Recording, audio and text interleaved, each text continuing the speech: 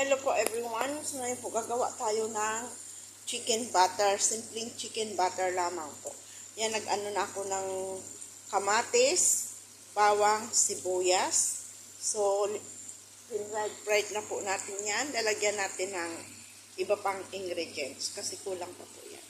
So, ayan, lalagyan natin ng sweet paprika. At tomato paste. Haluin natin. Tapos po, imimixer po natin ito para makuha natin yung sticky ang gusto natin. Hindi na po tayo dito maglalagay paminta, doon na tayo maglalagay sa manok. Ito na po yung chicken natin. Lagyan natin ng bitsin. Konting asin lang muna kasi may asin na tayo doon. Sweet paprika.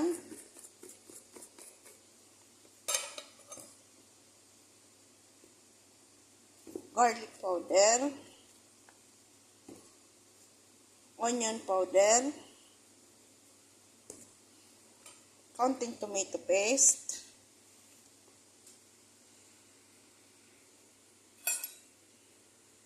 Paminta. So, ayan. Ihalo natin to. Ipa-fried po natin ito muna.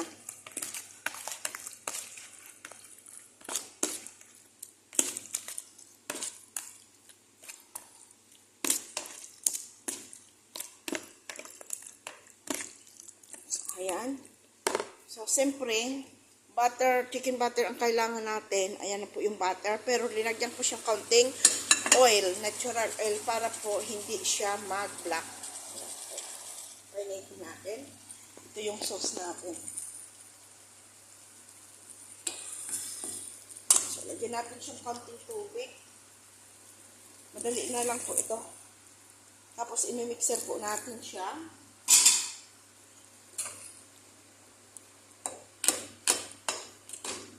At sasalain.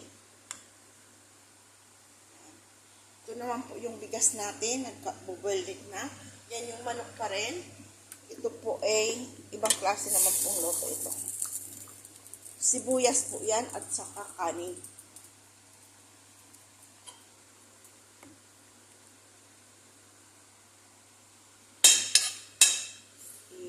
Ano lang po natin itong butter natin.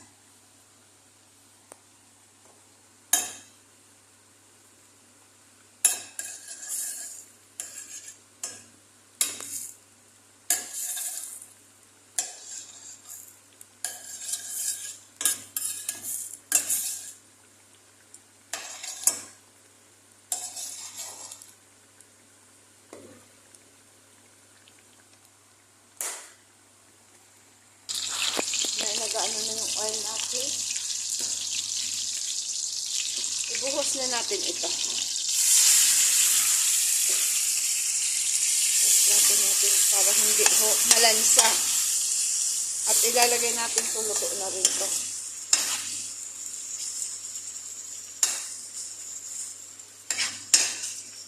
Nalagyan natin siya ng cream. Pero po mamaya na.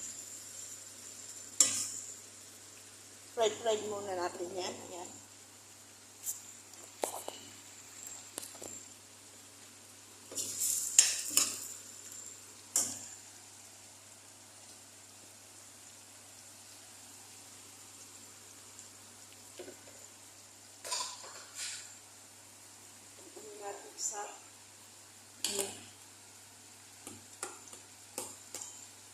Maluluto na din to. Tapos ilalagay na natin din sa mixer natin.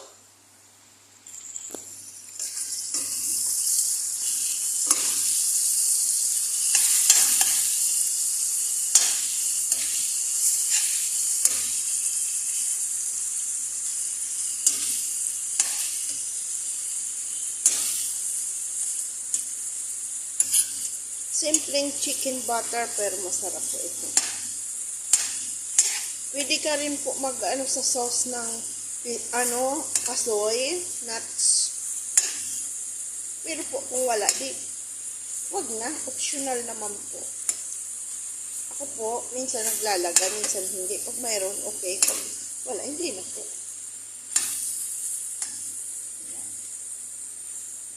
Yung sauce natin. So, ngayon, imimixer na po natin yan.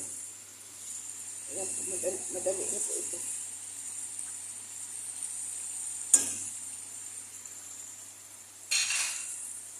Yan naman po, manok.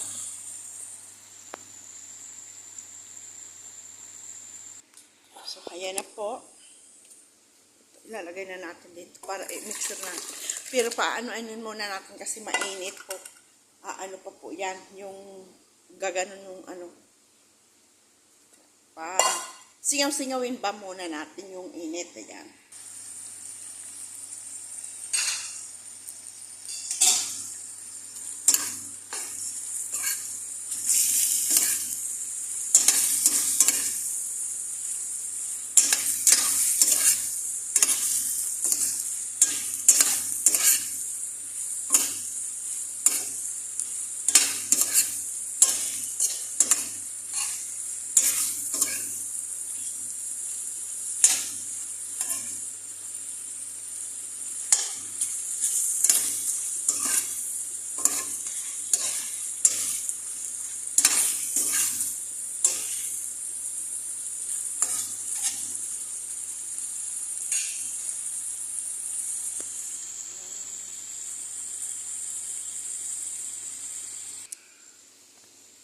Para po, medyo sticky siya. So, lagyan natin ng flour. 1 tablespoon lang po na full. Yan. Para po mag-sticky. Pwede man po, i-ano na lang nyo doon sa karne kung gusto nyo. Ako dito na lang para hindi na ako maghahalo pa. Isahan lang. Ayan. Ayan po natin dito. Sit aside po natin. Baka umano itong ano eh. Teka. O natin. Teka po.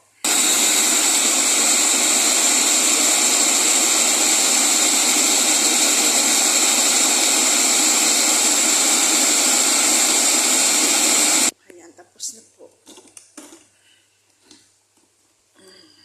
Yun po, susalain natin.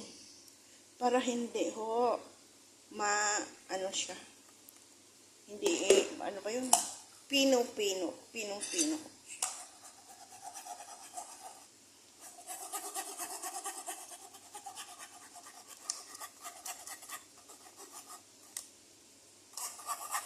Pwede man po ito hindi usalain na.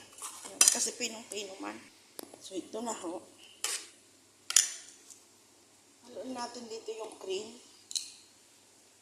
Para hindi na tayo mahirapan doon. Isang buhusan lang. Kayo na lang po bahala magtansya kung gaano cream ninyo ilalagay.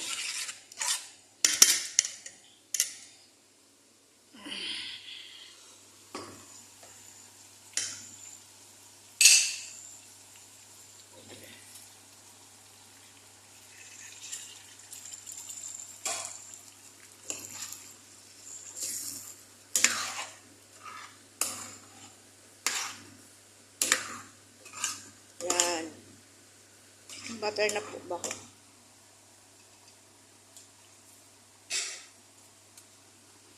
Lagyan natin yung konting tubig.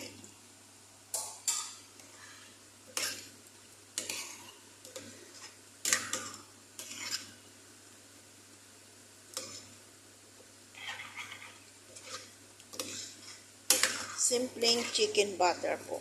Ayan.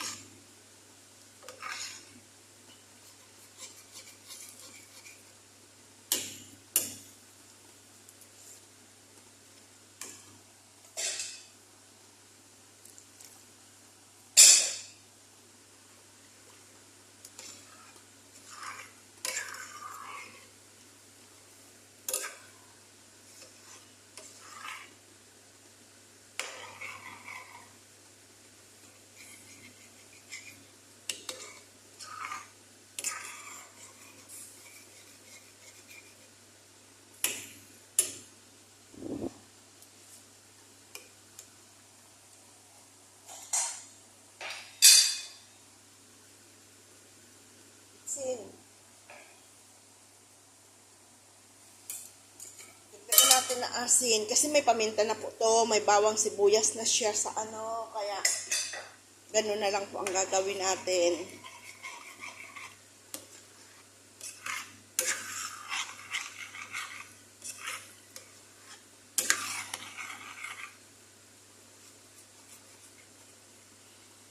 Para hindi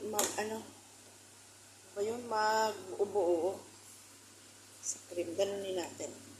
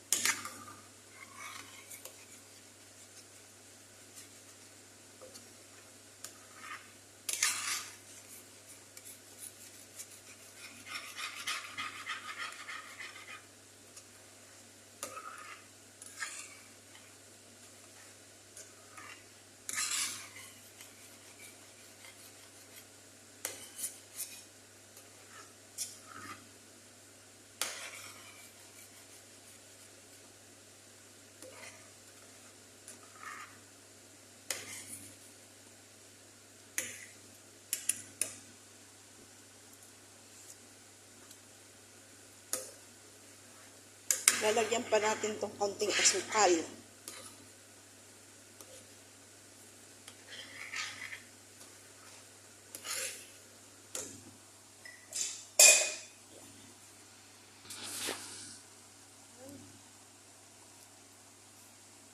Lagyan natin ng konting asukal. May asukal po talaga to. May konti po talaga to ng asukal. Kasi po yung kamatis, di ba maasim? Nilalagyan po ito ng konting asukal.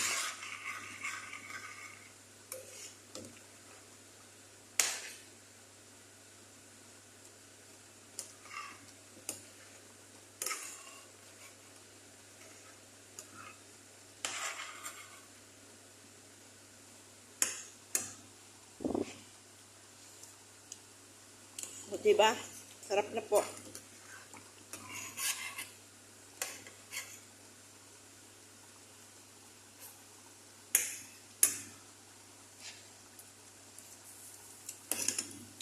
Yan. Bawang, sibuyas, natural spice, paminta, tomato paste, sweet paprika, siyempre po yung butter hindi maaalis, at saka cream.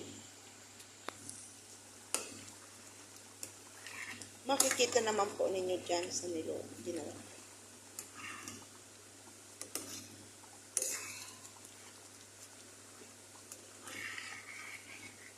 Paano ginawa? Makikita naman po.